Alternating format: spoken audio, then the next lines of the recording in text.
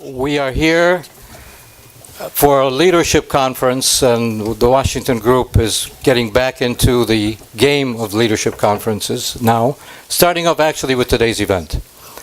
I do want to underscore that today our sessions are going to be two rather interesting panels, and as you can see, we have honored guests that know an awful lot about the subject matter. And I would like to ask the ambassador of Ukraine here in the United States, who has served here since January of 2006, and has done a stellar job not only for Ukraine, but also for the United States, and certainly for the Ukrainian American community, for organizations such as the Washington Group, and many others that are also represented here. Ambassador Oleg Shamshur, if you could say a few words to welcome us. Thank you. So first of all, I would like to welcome you to the conference. Of course, it was a major undertaking in view of the blizzard, its aftermath, and the long weekend. So, as far as I understand, I don't know whether Steve Pfeiffer's event in Brookings took place yesterday, so it was rescheduled. So then this conference opens up a series of events devoted to Ukraine, the aftermath of election, and actually it proves again that no matter what you say, you believe or do not believe in Ukrainian fatigue, as it has been mentioned quite often recently. Ukraine does matter. It does matter for the United States, it matters for Europe, and it matters for regional and European security. So I'd like to commend the efforts of TWIG. That's actually an interesting abbreviation, but I hope that Washington Group is not going to be twiggy, maybe more like a branchy or something like that.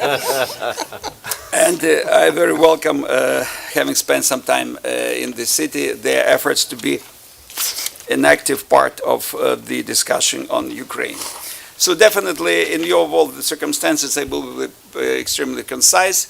So I would like to make a couple of points as far as the topic of this seminar or conference is concerned. So first of all, speaking about the recent election, I think that maybe one of the most important parts of it was the conduct of the election themselves. So in this sense, I think largely the election was the proof, if not of a mature democracy in Ukraine, at least a proof of the maturing democracy, and especially important was the fact that it was not an isolated election, but that it was the third election in a row, and I hope that that would also be a further sustainable trend. So secondly, I would like to say that definitely a new president faces very important challenges. I would say the most important and immediate challenges lie within the domestic, so to say, domain. First of all, overcoming the consequences of the economic crisis. We have been hearing from some experts that the Ukrainian economy is bottoming out, but it's quite clear that to make this trend really sustainable and speed it up, we need concerted efforts of all political forces. Definitely the issues and the urgency of the constitutional reform, legal reform, structural reforms in the economy, they have not disappeared. They are present, and they are in the interest of in the interest of the society at large. And I failed to mention energy sector reform. It's definitely also one of the most important reforms which are urgent for Ukraine.